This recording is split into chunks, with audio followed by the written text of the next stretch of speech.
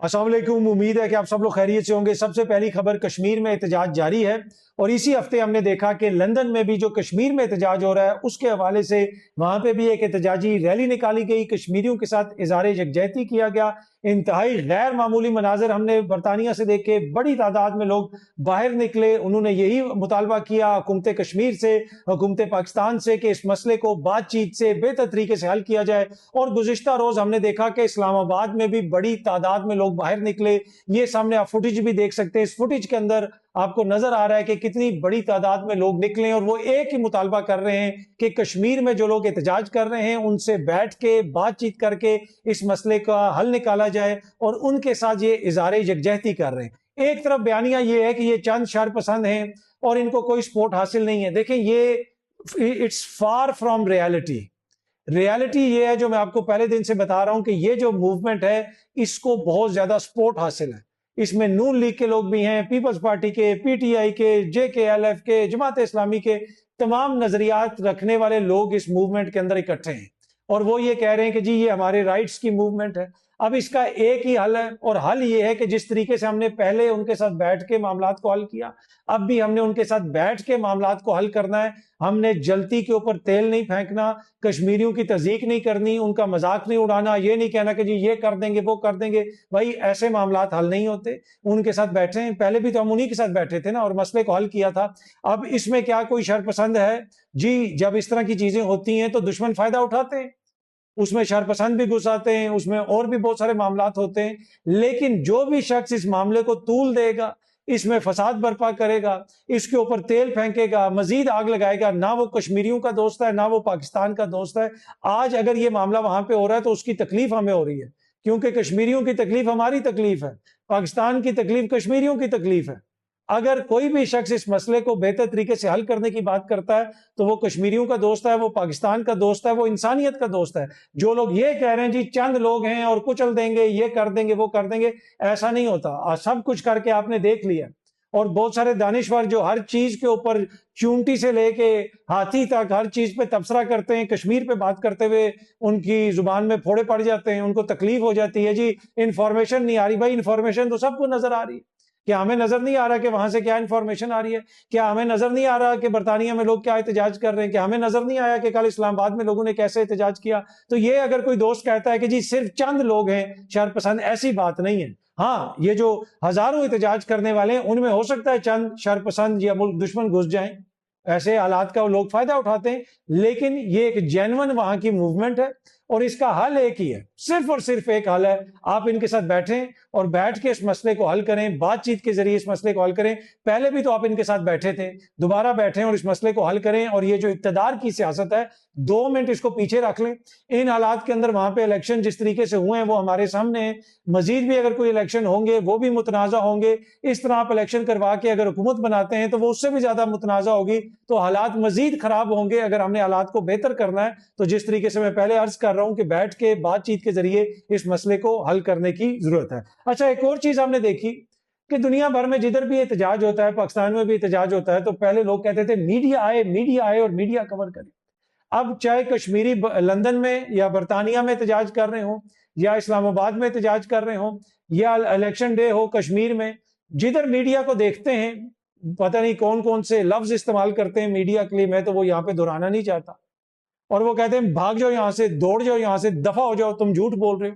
اب میں ہو سکتا ہے کہ اس چیز سے اگری نہ کروں، لیکن یہ میرے لیے لمحہ فکری ہے as a media practitioner, as a صحافی، کہ اب جدھر میڈیا جاتا ہے لوگ آگے سے گالیاں دیتے ہیں، لوگ کہتے ہیں دفع ہو جاؤ، تم تو سچ ہی نہیں دکھا رہے ہو، تم تو کوئی چیز کسی چیز پہ بات ہی نہیں کر رہے ہو۔ یہ ایک نیا چیز سامنے آ گئی اور جو بڑی خطرناک ہے۔ میڈیا جو ہے وہ نیریٹو بلڈ کرتا ہے، جب میڈیا کی یہ حالت ہو جائے گی تو پھر جو سوشل میڈیا کے ذریعے انفارمیشن آتی ہے اس میں مبالغہ بھی ہوگا، اس میں دروغ گوئی بھی ہوگی، اس میں حقیقت بھی ہوگی، سب کچھ ہوگا، لیکن وہ جو چیک اینڈ بیلنس ہے میڈیا والا وہ نہیں ہوتا۔ تو میرے خیال میں کچھ ہمیں بھی دیکھنے کی ضرورت ہے، سوچنے کی ضرورت ہے کہ معاملات کس طرف جا رہے ہیں اور معاملات اس نہج پر پہنچے کیوں ہیں۔ محسن نقوی صاحب نے جو صوبوں کے حوالے سے بیان دیا، اب اس کے اوپر رانا ثناء اللہ صاحب کا بھی ایک جواب آیا ہے۔ انہوں نے محسن نقوی صاحب کو کہا ہے کہ بھائی جو سفر 30 سال کا ہوتا ہے آپ نے وہ 3.5 سالوں میں طے کیا، یعنی جو جس جگہ پہ ہم 30 سال کی سیاست کر کے پہنچے ہیں آپ 3 ساڑھے 3 سالوں میں آ کے وہاں پہ بیٹھ گئے، آپ کو وزیر داخلہ بنا دیا گیا ہے اور آپ ہمیں بتا رہے ہیں کاکروچوں سے ہمیں ڈرا رہے ہیں۔ تو بڑے سخت الفاظ میں رانا ثناء اللہ صاحب نے آگے سے جواب دیا اور انہوں نے کہا جی یہ پارلیمانی نظام ہے، یہ اسی طرح چلے گا، یہ کوئی کولیپس وغیرہ نہیں کیا۔ آپ نئے صوبے بنانے کی بات ہو رہی ہے، میں نے آپ کو پہلے ہی کہا تھا کہ دونوں سیاسی جماعتوں یعنی پیپلز پارٹی اور نون لیگ کی طرف سے ریزسٹنس آئے گا۔ کچھ لوگ یہ بھی کہہ رہے ہیں کہ جناب جو فیصلہ ساز ہیں وہ یہ سوچ رہے ہیں کہ یہ جو 2 حکمران خاندان ہیں یہ بہت ساری چیزوں کے اندر رکاوٹ ہوں گے، پر میرے خیال میں یہ جو حکمران خاندان ہیں وہ کس طرح حکمرانی کر رہے ہیں اور کیسے وہ اقتدار میں آئے وہ بھی ایک غور طلب اور بحث طلب چیز ہے۔ تو میں اس چیز کے اوپر زیادہ اس کو اہمیت نہیں دیتا، میرے خیال میں یہ نظام یہی چلے گا، یہی لوگ قابل قبول ہیں اس وقت، اور انہی کے ذریعے جو بھی تبدیلی ہوگی، 26ویں ترمیم بھی انہوں نے کی، 27ویں ترمیم بھی انہوں نے ہی کی، تو آگے اگر 28ویں آئے گی تو وہ بھی یہی کریں گے، کوئی اور آگے نہیں کرے گا۔ تو وہ کچھ لوگ جو اچانک ان کو کوئی چی گویرا بنا رہا ہے اور کوئی نیلسن منڈیلا بنانے کی کوشش کر رہا ہے، ایسی کوئی بات نہیں، صرف مفادات کی بات ہے، اپنے اپنے مفادات کا تحفظ کرنا ہے اور اس کے بعد یہ سب کچھ کرنے کے اوپر راضی ہو جاتے ہیں۔ اب کل نجم سیٹھی صاحب بتا رہے تھے کہ آصف زرداری صاحب آج کل ناراض ہیں، محسن نقوی صاحب بھی ان سے ملنے گئے تھے اور محسن نقوی صاحب نے ان سے کہا کہ بھائی یہ پھر ریڈ لائن ادھر ادھر ہو جائے گی، یہ کریں وہ کریں، گورننس نہیں ہے، ایسا نہیں ہے ویسا نہیں ہے۔ اب زرداری صاحب کیوں ناراض ہیں؟ یہ بات جناب کل نجم سیٹھی صاحب نے اپنے پروگرام میں بھی کہی۔ آصف زرداری صاحب کا مسئلہ یہ ہے کہ ان کے 2 چہیتے جو ہیں وہ جج نہیں بن سکے، یہ کل جناب بتایا نجم سیٹھی صاحب نے اپنے پروگرام میں۔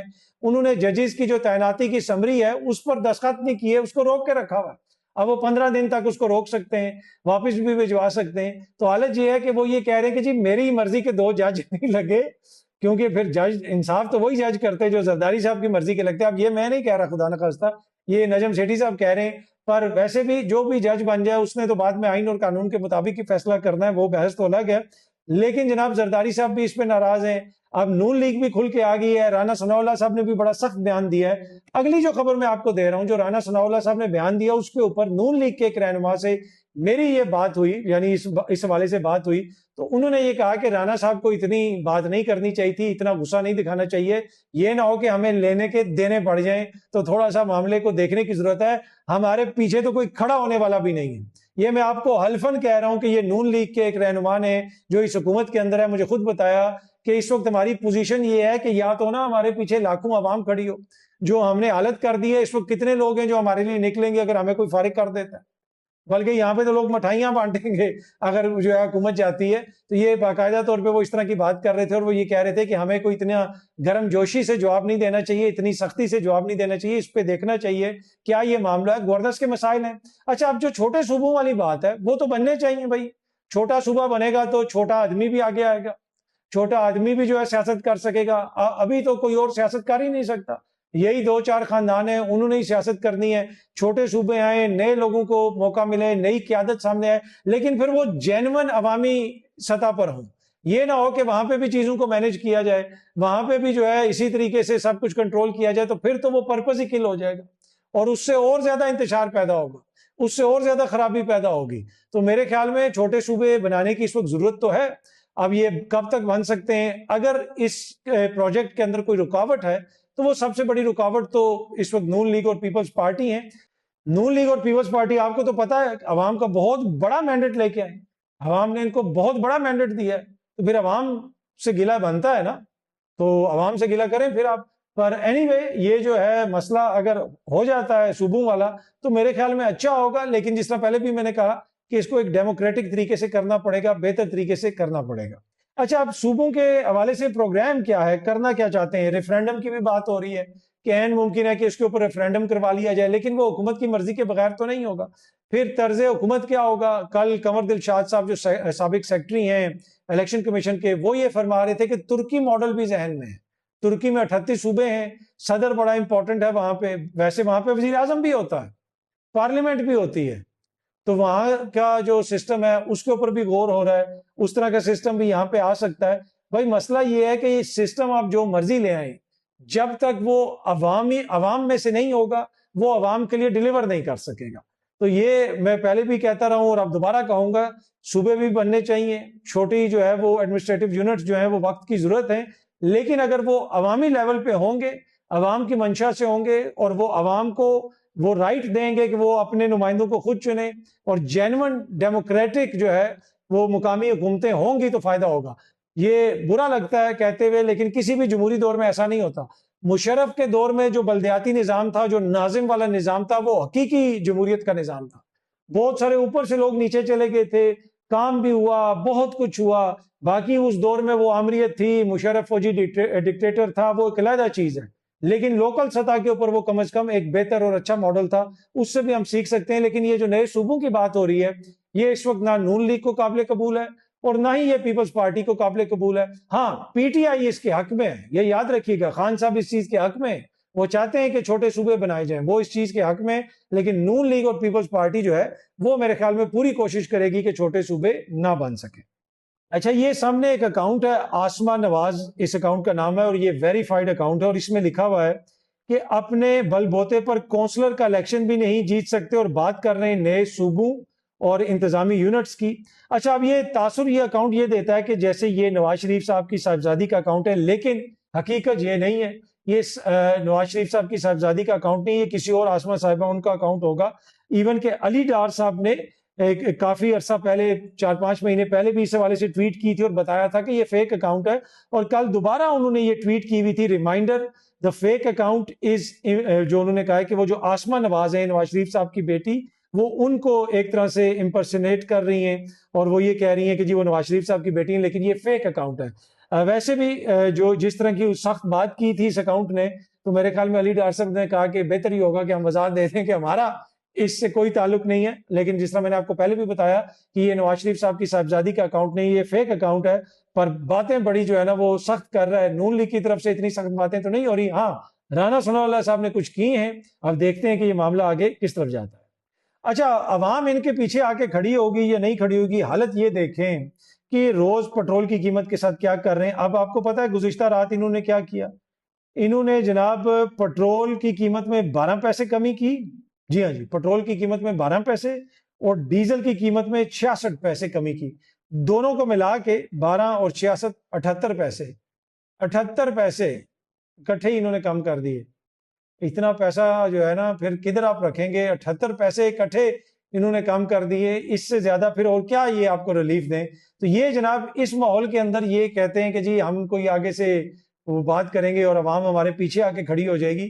عوام ان کے پیچھے جتنی کھڑی ہے وہ آپ کو نظر آ رہی ہے, اور وہ کس وجہ سے نہیں کھڑی وہ بھی آپ کو پتا ہے. اور وہ جو گورننس فیل ہو چکی ہے, یہ سسٹم فیل ہو چکا ہے, کولیپس کر چکا ہے, ان کا اپنا وزیر کہہ رہا ہے وہ ان سب نے مل کے کیا ہے, ان سب نے اس میں حصہ ڈالا ہے. اب یہ اس میں کہہ رہے ہیں جی آپ اس طرح کر کے بہتری کریں گے, اس طرح کر کے بہتری کریں گے. اگر انہی چہروں کے ذریعے بہتری کروانی ہے تو پھر کتنی بہتری ہوگی وہ آپ کامنٹ کر کے مجھے بتا سکتے ہیں. بھائی مودی کو گالیاں پہنچ گئی ہیں. ہاں جی, مودی کو پتا آپ کو, جب وہ جنتر منتر پہ پروٹیسٹ ہوا بہت سارے بچوں نے گالیاں دی. غلط باتیں نہیں دینی چاہیے, دشنام ترازی کی وہاں پہ. اور میں دیکھ رہا تھا, میں نے کہا جی یہ بچے بےچارے یہاں پہ دشنام ترازی کرتے رہیں گے, مودی تک کدھر پہنچیں گے, لیکن وہ پہنچی ہیں. مودی ایک ایک ویڈیو دیکھتا رہا ہے, اس کو بڑا وہ کانشیس ہے ان چیزوں کے حوالے سے. اس نے ایک ایک ویڈیو دیکھی ہے, بھائی اس بچے نے بھی مجھے گالی دے دی, اس نے بھی مجھے گالی دے دی. پھر کل مودی جی نے ٹویٹ کیا ہوا تھا کہ abuses never solve any thing, let's guide the miss guided, let's work together, let's work for Bharat. اور انہوں نے ایک ویڈیو پیغام جاری کیا, فرینڈز, انہوں نے کہا مائی فرینڈز, کہ وہاں پہ کچھ لوگوں نے غلط زبان استعمال کی. بنیادی طور پہ اس نے یہ پیغام دیا, مودی نے اعتراف کیا کہ آپ کی گالیاں میرے تک پہنچ گئی ہیں اور محسوس بھی میں نے کی ہیں. تو وہ جو بچے وہاں پہ گالیاں دے رہے تھے وہ تمام گالیاں مودی صاحب تک پہنچ گئی ہیں, وصول ہو گئی ہیں, اور ان کی رسید مودی صاحب نے یہ ویڈیو پیغام میں جاری کر دی ہے. اور انہوں نے کہا جناب ساری گالیاں میں نے اکٹھی کر لی ہیں. پر مودی کے چہرے سے لگ رہا تھا کہ بڑا خوش تھا, رونق تھی مودی کے چہرے پہ. جب وہ بات کر رہا تھا کہ مجھے اتنی گالیاں پڑی ہیں تو مودی کا چہرہ بڑا بارونق سا لگ رہا تھا. بڑی میں خوشی تھی, اس کے رونق تو نہیں پر خوشی تھی مودی کے چہرے کے اوپر کہ مجھے اتنی گالیاں پڑی ہیں.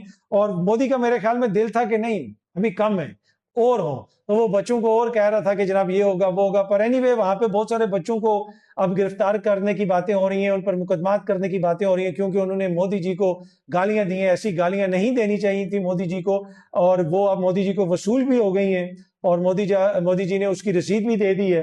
تو میری بچوں سے وہاں پہ یہی گزارش ہے کہ آپ احتجاج ضرور کریں لیکن مودی جی کو گالیاں نہ دیں. بہت جلدی آپ سب دوستوں سے دوبارہ ملاقات ہوگی. Thank you very much.